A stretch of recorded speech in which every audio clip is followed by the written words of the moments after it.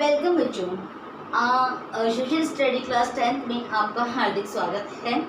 बच्चों, इससे पहले वाली क्लास में मैंने आपको आपकी बुक से, आपके सब्जेक्ट से आपका परिचय करवाया था और उस दिन मैंने आपको कहा था कि आप फ्रांस की राज्य क्रांति के बारे में कुछ अध्ययन करके आइएगा। आप में से हो सकता है बहुत से बच्चे अध्ययन करके आए हों और बहुत से बच्चे नहीं करके आए हों। कोई बात नहीं, जो करके आए हैं उनके लिए बहुत बहुत शुक्रिया। आगे भी वो इस तरीके से अध्ययन करें और जो नहीं कर गए हैं वो भी आगे से अपने अध्ययन को बढ़ाते रहें।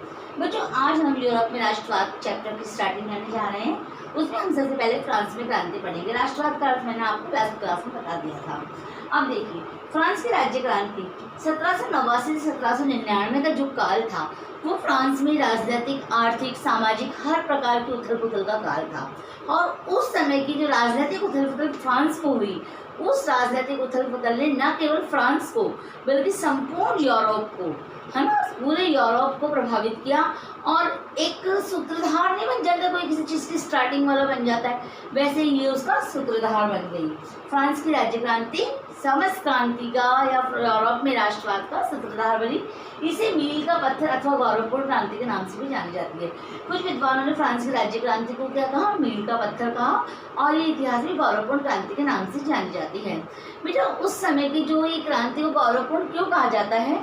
क्योंकि क्रांति का प्रमुख जो नारा था, प्रमुख जो उद्देश्य था, वो समानता, भ्रातृत्व, भाईचारे को बढ़ाना था और एक स्वतंत्र राष्ट्र का निर्माण करना था।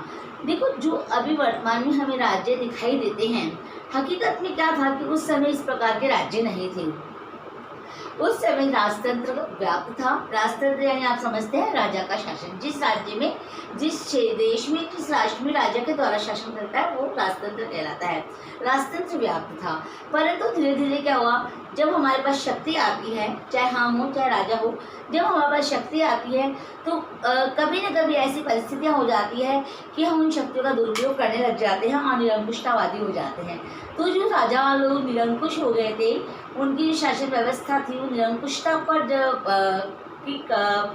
कगार पर जब आगे बढ़ गई थी, जरूरत से ज़्यादा बढ़ गई थी, वो अत्याचारी हो गए थे और वो ऐसे ही पीड़ा को सामान्य प्रजा जब सहन नहीं कर पाई, तब क्या हुआ, क्रांति का उद्भव हुआ। तो ये सब चीज़ें हम इस चैप्टर में पढ़ने जा रहे हैं। आज हम इसके कारणों पर प्रकाश डालेंगे और आगे पढ़ते हुए हम इसकी घटनाओं को, फिर इसके परिणामों को पढ़ेंगे, क्योंकि सभी का क्रांतियों का पढ़ना बहुत ज़्यादा, क्रांतियों में इन सभी बातों को पढ़ना बहुत ज़्यादा अनिवार्य होता है। बच्चों देखिए, कोई किसी भी देश की क्रांति हो, उसमें से कुछ प्रमुख कारण होते हैं, जैसे राजनीतिक कारण, सामाजिक कारण, आर्थिक कारण, तात्कालिक कारण, उस समय की जो परिस्थितियाँ होती हैं वो। तो हम भी फ्रांस की राज्य क्रांति के बारे में ये सारे अध्ययन करते हुए आगे बढ़ेंगे, अपने अध्ययन को आगे बढ़ाएंगे। देखिए, पहला कारण है राजनीतिक परिस्थितियाँ। अब राजनीतिक परिस्थितियाँ, जैसे कि अभी अपना भारत देश है, भारत देश की राजनीतिक परिस्थितियाँ हमारे सामने हैं। बीजेपी की सरकार है और अभी पश्चिम बंगाल में चुनाव हुए थे तो राजनीतिक उथल पुथल हमारे यहाँ पर हो रही थी। तो इसी प्रकार उस समय की जो राजनीतिक परिस्थितियाँ थी वो क्या थी, आपको मैंने पहले भी, अभी थोड़ी देर पहले ही बताया है कि फ्रांस में राजतंत्र कायम था। राजतंत्र यानी राजाओं का शासन कायम था।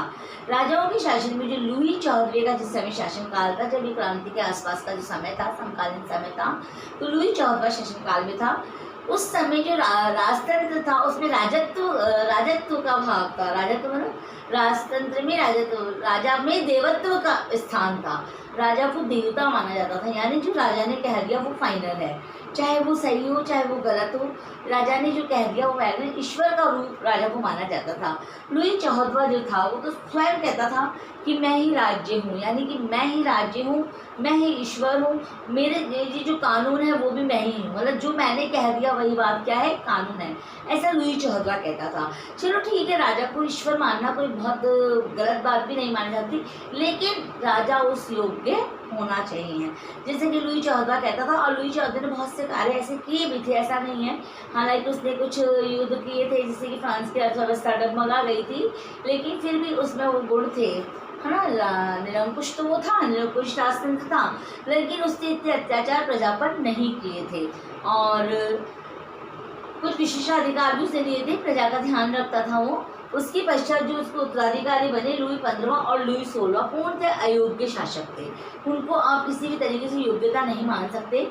जिसमें जो लुई 15वां था वो तो बहुत विलासी शासक था और मद और मदिरा में वो डूबा हुआ रहता था राजा अपने देश के प्रति उसका कोई उत्तरदायित्व वो वहन नहीं करता था। और जब राजा अपने कर्तव्यों का पालन नहीं करेगा तो क्या होगा, जो उसके उत्तराधिकारी और जो उसके जो अधिकारी वर्ग होते हैं वो क्या करेंगे, अपना अत्याचार प्रजा पर बढ़ा देंगे। इसी प्रकार तृतीय जो था, लुई 16वां जो था, वो भी एक बहुत अयोग्य शासक था। उसने सार्डिनिया पिडमांट में भी आक्रमण किया था और उस समय मतलब जो फ्रांस था उसको एक तरीके से आर्थिक गड्ढे में, आर्थिक अंधेरे गड्ढे में डाल दिया था उसने। एक अयोग्य शासक था। उसकी जो रानी थी एंटोइन, वो बहुत ही ज़्यादा विलासी थी। उसने जो वर्साई का जो शीश महल था उसकी शान शौकत पे बहुत खर्चा किया।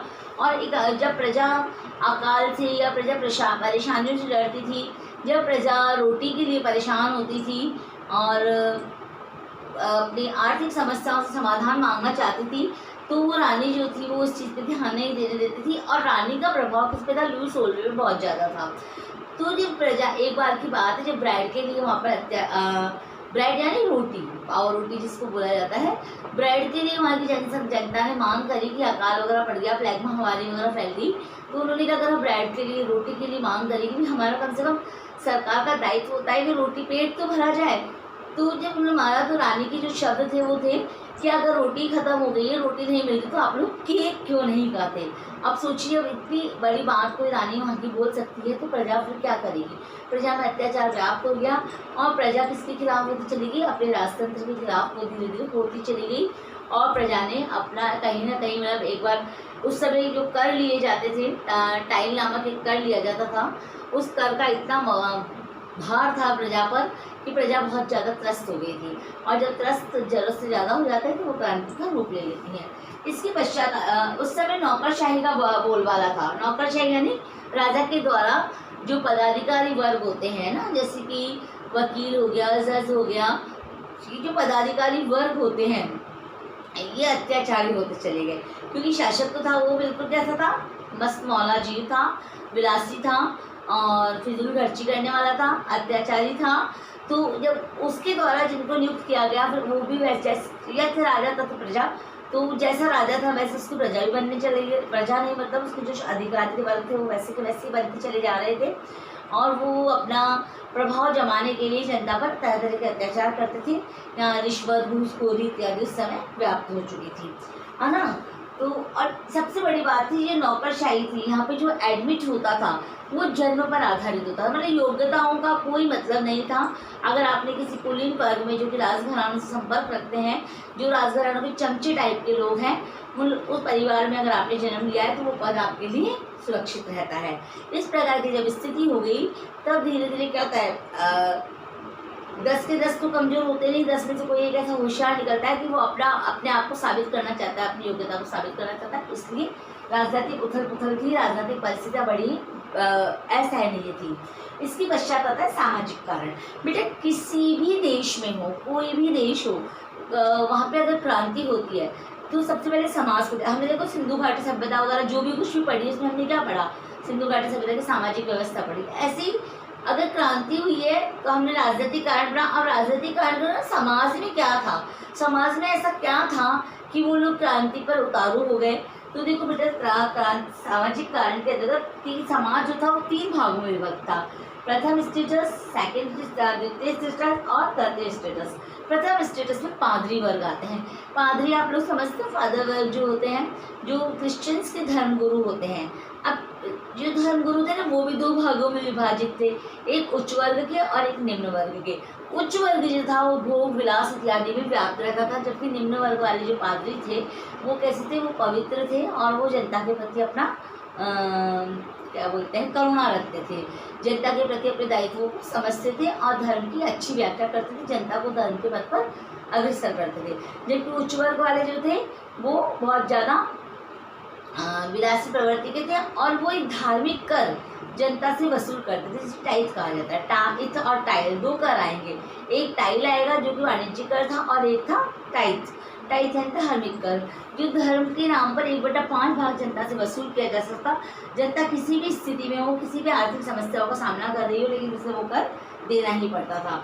तो जब पादरी वर्ग की अत्याचार, पादरी वर्ग का दुर्व्यवहार, पादरी वर्ग का जो कहते हैं अपन पक्षपात समाज में बढ़ता चला गया, तो क्या हुआ, जनता उसकी विरोधी बनती चली गई और जो सेकंड वर्ग वाला पादरी वर्ग था वो भी प्रथम वर्ग का विरोधी हो गया। अब है द्वितीय स्टेटस। सेकंड स्टेटस में कौन से लोग थे? सेकंड स्टेटस में कुलीन वर्ग के लोग थे। कुलीन वर्ग के लोग मीन्स वे लोग जिनका कि संबंध कहीं ना कहीं राजघरानों से अथवा पादरी वर्ग से होता था। और वो जो यहाँ हमने सेकंड में पढ़ा था ना, नौकरशाह, वो नौकरशाह थे जो कि राजा के ही चमचागिरी, जिसको हम अपनी भाषा में, आम भाषा में बोल सकते हैं कि उन पर उनका छत्र छाया थी और वो उसका नाजायज़ फ़ायदा उठाते हुए जनता पर अपना मनमाना कर लगा देते थे, जनता से मनमानी बातें करते थे, क्योंकि उनको पता था उनको विशेषाधिकार प्राप्त थे। उन्हें ना तो कोई धार्मिक कर देना पड़ता था, ना उन्हें कोई भूमि कर देना पड़ता था और ना उनको अपने कार्यों का ब्यौरा देना पड़ता था। तो इससे वो क्या करते थे, अपना ही हित और अपना ही स्वार्थ साधते रहे, वरन जनता में इस तरीके से असंतोष व्याप्त हो गया। अब कुलीन वर्ग के पश्चात तृतीय स्टेटस में आएगा जन सामान्य वर्ग। जन सामान्य वर्ग बेटा 3 भागों में विभक्त हो गया था। एक के अंदर कृषक वर्ग आता है, एक में थोड़ा बुद्धिजीवी वर्ग आता है और एक में महिलाएं इत्यादि आ जाती हैं। तो जो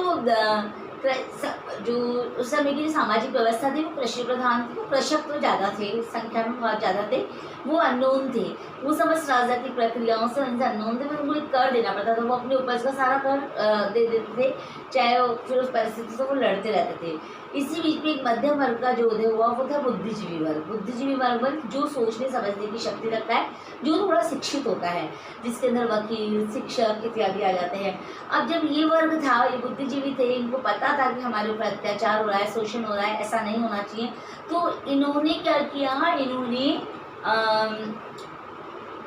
समाज में एक जागरूकता लाने के लिए कुछ ऐसे ही साधनों का प्रसार किया जिससे कि समाज के आम वर्गों को जागरूक। महिलाओं की स्थिति तो बहुत बेकार थी, महिलाओं को कोई मत देने का अधिकार नहीं था, घरेलू कार्यों में वो जुटी रहती थी, उनको किसी भी तरह का सम्मान प्राप्त नहीं था।